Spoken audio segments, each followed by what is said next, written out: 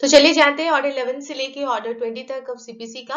Order 1 से 10 तक का जो था वो मैंने ऑलरेडी एक वीडियो बना चुकी हूँ, आई बटन में डाला हुआ है, आप उसको जाके चेकआउट कर सकते हैं। तो जैसे ऑर्डर 1 से 10 तक हमने किया था उसी हिसाब से हम ऑर्डर 11 से 20 तक का करेंगे।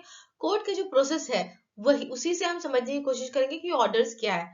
As I said on my earlier video कि ऑर्डर्स क्या होते हैं, orders are nothing but the process of the code.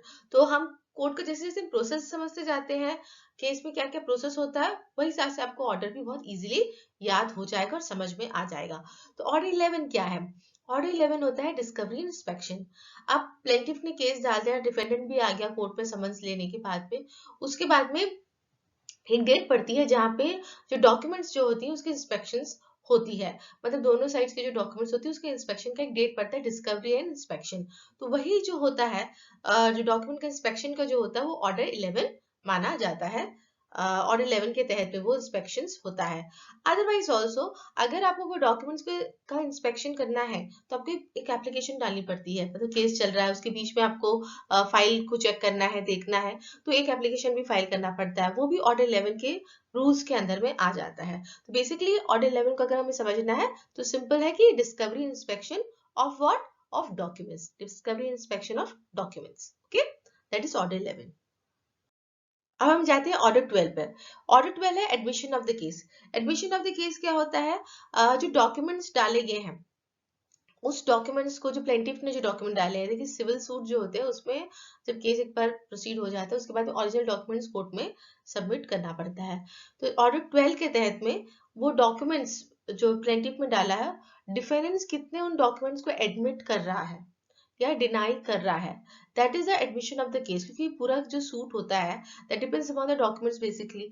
तो ये डॉक्यूमेंट्स का एडमिशन जो होता है वो ऑर्डर 12 के तहत में आता है।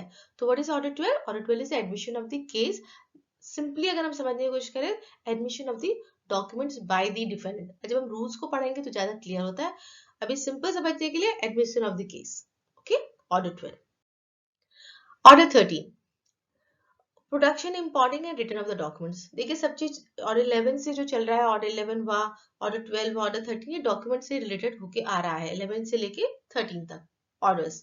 इसमें production, impounding, return of the documents. पहले तो इंस्पेक्शन हुआ डॉक्यूमेंट्स का, ठीक है, उसके बाद में डॉक्यूमेंट्स का एडमिसिबिलिटी हुई कि कौन से डॉक्यूमेंट एडमिट होगा, कौन से डॉक्यूमेंट उसमें एडमिट नहीं होगा। उसी एडमिशन और नॉन एडमिशन के टाइम में बहुत सारे डॉक्यूमेंट्स को प्रोडक्शन के लिए मंगाया जाता है। बहुत सारे डॉक्यूमेंट्स ऐसे होते हैं जिनको रिटर्न कर दिया जाता है, इसका मतलब उस केस से कोई रिश्ता नाता नहीं रहता, तो उन डॉक्यूमेंट्स को रिटर्न कर दिया जाता है। देयर इज ऑल्सो कभी कभी लोग फोटोकॉपी सिर्फ जमा कर देते हैं, जो कोर्ट एक्सेप्ट नहीं करता है, ओरिजिनल ही मांगता है, तो ओरिजिनल के टाइम में प्रोडक्शन के लिए बोला जाता है या रिटर्न हो जाता है डॉक्यूमेंट। सो बेसिकली ऑर्डर 11 से लेके ऑर्डर 13 जो होता है वो डॉक्यूमेंट से रिलेटेड होता है। पहले वाले में ऑर्डर 11 में इंस्पेक्शन होता है डॉक्यूमेंट्स का, ऑर्डर 12 में वही डॉक्यूमेंट का एडमिशन होता है जो केस का एडमिशन हो, और ऑर्डर 13 में जो डॉक्यूमेंट सही होते हैं रख लिया जाता है, जो नहीं होता वो रिटर्न कर दिया जाता है। तो दैट इज ऑर्डर 13। ऑर्डर 14, अब आती है फ्रेमिंग ऑफ इश्यूज।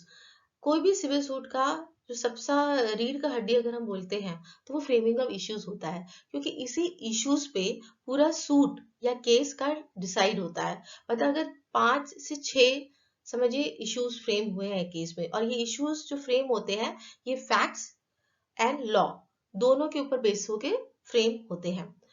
अगर प्लेंटिफ 6 में से 4 या 5 इश्यूज को जीत जाता है तो अल्टीमेटली वो केस को जीत जाता है basically. So that is how simple it is, अगर मैं इसको बहुत ज्यादा सिंपल करूं। एंड एज आई सेड, ये जो फ्रेमिंग ऑफ इश्यूज होती है, मटेरियल फैक्ट्स के ऊपर भी इश्यूज फ्रेम होता है, लॉ के ऊपर भी इशू फ्रेम होता है। ये आता है आपके ऑर्डर 14 में, और ये इशू फ्रेमिंग ऑफ इशू का जो डेट पड़ता है वो डिस्कवरी इंस्पेक्शन ऑफ डॉक्यूमेंट्स के बाद में ही ये डेट पड़ता है। Okay, so order 14 is framing of issues. Order 15, disposal of suit at the first hearing. Order 15 को अगर हम पढ़े, बहुत सारे ऐसा होता है कि जैसे हम शुरू में देखे थे parties of the suit, order 1 parties of the suit, जिसपे हम देखे थे ABC and others versus XYZ and others defendants में हो गए।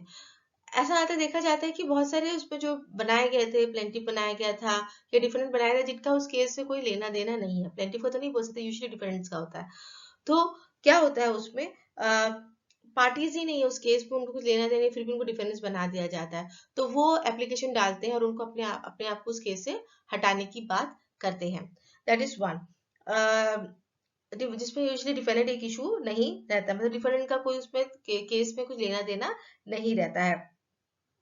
तो बेसिकली इसी इश्यूज को लेकर जो होता है disposal of the suit of the first hearing बनता है, जिसमें जब फर्स्ट हियरिंग पे आता है उस वक्त वन ऑफ द डिफेंडेंट्स आके बोलता है कि उसका इस केस से कुछ लेना देना नहीं है, और अगर वो ठीक से एक्सप्लेन कर लेता है, बता देता है, तो फर्स्ट डेट में ही उसको उस केस से हटा दिया जाता है। That is disposal of the suit at the first hearing for home, for one of the parties who is not actually needs to be a party for the suit. अगर simple शब्दों में कहे, खामा खामा केस डाल दिया मेरे against पे, भैया मेरे से कुछ लेना नाता नहीं है, दूर रिश्तेदारी तक भी कुछ नहीं है, तो एप्लीकेशन डालता है and he has been removed from the suit, तो उसके लिए disposal of the suit at the first hearing हो जाता है। That is order 15। अब आप बोलोगे क्या ये बहुत ज्यादा यूज होता है केस में? मेरे प्रैक्टिस एरिया में देखा बहुत कम ही ये यूज होता है। यूजुअली जब भी प्लेंटिफ किसी को डिफेंडेंट बनाता है तो कहीं ना कहीं कुछ ना कुछ रीजंस तो रहते हैं, तो ऑर्डर 15 बहुत कम यूज होता है, पर ऐसा नहीं कि नहीं होता, होता है। अब हम आते हैं ऑर्डर 16 पे। अब देखिए जो डिफरेंट वगैरह नहीं थे उनको भी हटा दिया गया। अब स्टार्ट होता है हमारा केस, सूट। तो जब सूट स्टार्ट होता है तो सूट का मेन चीज कैसे होगा, कैसे प्रूव करोगे अपने केस को, तो आपको आगे गवाही देनी पड़ती है। तो जो गवाही होती है, अब गवाही कैसे आएंगे, उनको समझ भेजा जाता है, तो लिस्ट ऑफ विटनेस डालना पड़ता है, उसके लिए और भी ऑर्डर्स आगे हम पढ़ेंगे तो उसमें रहेगा। लेकिन जो ऑर्डर 16 है that is basically for the summons. जो भी हम लिस्ट ऑफ विटनेस जमा करते हैं वो भी एक पर्टिकुलर ऑर्डर के तहत में सबमिट करते हैं, वो आगे के ऑर्डर्स में बताऊंगी। इन जो लिस्ट ऑफ विटनेस को जो हम समन्स करते हैं वो ऑर्डर 16 में आता है। सो what is order 16? Summons of witness, मतलब सिंपल समझो, गवाही एविडेंस, और एविडेंस के लिए जो विटनेस आते हैं उनको समन्स। गवाही, witness, summons, that is order 16। Okay, now this order 16 has a younger brother, that is order 16A। Order 16 का एक छोटा भाई भी है। वो क्या है, कभी कभी कुछ जो विटनेस आते हैं या गवाही देने के लिए जो लोग आते हैं वो प्रिजन से भी आ सकते हैं, जेल से भी आ सकते हैं, तो उनको भी समन्स भेजते हैं। तो उस समन्स भेजने का जो प्रोसेस होता है वो ऑर्डर 16A में आता है। उनको जो समन्स जाता है, जो प्रिजन में रहते हैं, वो 16A के तहत में जाता है। तो 16, order 16 has a smaller brother, so what is order 16? Summons to witness, ठीक है। और order 16 summons to witness who are in the prison. Okay, now order 17, adjournments। मतलब this is one of the चीज जिस पे पूरा मतलब सिविल सूट की नैया चलती है, एडजमेंट्स। तो जो भी केसेस में जो एडजमेंट्स होते हैं वो ऑर्डर 17 के तहत में होते हैं। बहुत सिंपल है, कुछ समझते हैं। What is order 17? 17 मतलब खतरा है, दैट खतरा इज अ एडजमेंट। खतरा होता है, एडजमेंट होता है, केस डिलेज हो जाते हैं। सो दैट इज सिंपल, अगर समझ लो तो ज्यादा अच्छा है। अब आते हैं ऑर्डर 18। ऑर्डर 18 क्या है? Hearing of the suit and examination of 15। Summons हमने दे दिया, तो गवाही के लिए जब लोग आते हैं कोर्ट में, तो जो उनकी जो गवाही जो रिकॉर्ड होती है, रिकॉर्डिंग होती है, वो ऑर्डर 18 के तहत में होती है। अब देखिए ऑर्डर 18 में जो रूल्स में उसमें कुछ बताया भी गया है कि आप रिटर्न में भी अपना गवाही दे सकते हो, पर जब हम रूल्स पढ़ेंगे तब उसमें हम ज्यादा क्लियरली से उसको डिफाइन कर पाएंगे। ऑर्डर 18 समझिए जो गवाहियों का रिकॉर्डिंग होता है, जो कोर्ट में आके जो गवाही देते हैं वो ऑर्डर 18 में होता है। पहले तो कोर्ट में बुलाया जाता है समन दे के, ऑर्डर 18 में वो आके अपना गवाही देते हैं, ठीक है। Hearing of the suit and examination of witness. Order 19, facts to be proved by affidavits. देखिए ये जो गवाही है इसी से रिलेटेड है ये एफिडेविट्स। कुछ कुछ ऐसे फैक्ट्स होते हैं जो कोई गवर्नमेंट सर्वेंट आके, मतलब कोई गवर्नमेंट की अथॉरिटी से कोई डॉक्यूमेंट मंगाया गया है, अब वो जो डॉक्यूमेंट्स होता है वो बाय एफिडेविट ही उसको प्रूव करना पड़ता है। तो वो वाला जो प्रोसेस होता है वो आता है facts to be prove by affidavits, order 19 के तहत में आते हैं।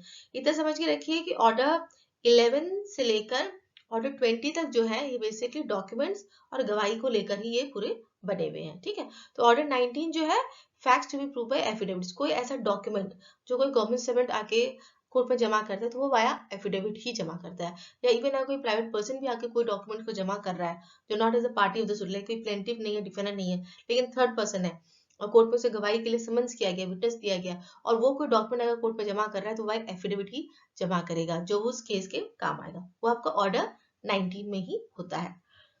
अब आते हैं ऑर्डर 20 एंड 20A। एज जैसे 16 और 16A है, 16 का एक छोटा भाई, उसी जैसे ऑर्डर का 20 एंड 20A, मतलब यहाँ पे भी एक भाई और एक छोटा बहन है। वो ऑर्डर 20 जो है वो आपका judgement and decree. Which is the most important part of the case. मतलब पूरा सिविल सूट जब खत्म होता है तो ये जजमेंट डिग्री पे ही खत्म होता है। तो बेसिकली जो लास्ट हम अगर बोले कोर्ट का प्रोसेस सिविल सूट में, तो क्या होता है? जजमेंट। तो जजमेंट डिग्री किस में आते हैं? ऑर्डर 20 में आते हैं। तो फिर ऑर्डर 20A क्या है? ऑर्डर 20A है cost in judgement. Judgement and decree हो गई है, मतलब जजमेंट एंड डिग्री हो गई है, इसका सीधा सीधा मतलब है कि प्लेंटिफ केस जीत चुका है। सीधा मतलब इसका यही होता है। कॉस्ट इन द जजमेंट, अब अगर केस जीत चुका है तो कुछ ना कुछ कॉस्ट तो इम्पोज हुआ होगा डिफेंडेंट में, अगर उस टाइप का कुछ केस है तो डिफेंडेंट को जो कॉस्ट देना होगा वो उस जजमेंट में ही लिखा जाता है। वो जो आता है वो ऑर्डर 20A के तहत में आता है। ठीक है, तो एक जजमेंट डिग्री के दो पार्ट है इसमें। जजमेंट का 20 है, 20A में कॉस्ट का पार्ट लिखा जाता है। ये कॉस्ट में क्या क्या आ जाता है? जो हम स्टैम्प ड्यूटी कोर्ट में पे करते हैं वो हो सकता है, या फिर कोई रेंट ड्यूज है वो हो सकता है, कभी कभी कॉम्पनसेशन भी होता है, मिनिस्टर प्रॉफिट भी होता है। तो ये सारा 20A में आ जाता है। तो जजमेंट एंड डिक्री जो कोर्ट का जो होता है वो उसके दो पार्ट है, ऑर्डर 20 एंड 20A। तो कभी भी कोई भी जजमेंट डिग्री हमेशा ऑर्डर 20 एंड 20A के तहत में ही होती है। अगर डिसमिस होता है सूट, उसका सीधा मतलब है केस हार गए हैं और उसमें कोई कॉस्ट की बात नहीं आती है।